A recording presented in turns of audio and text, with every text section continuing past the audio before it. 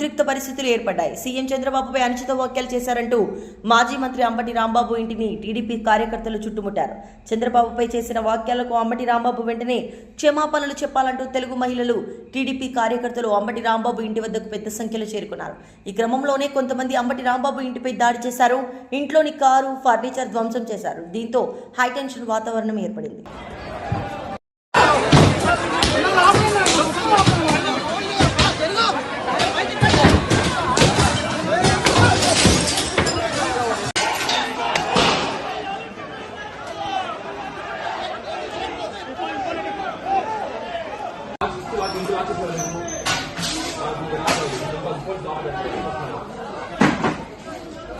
మొత్తం నీటి తీసినపై ఐఫోన్లు ఎన్నిటి కింద 6 మొత్తం మొత్తం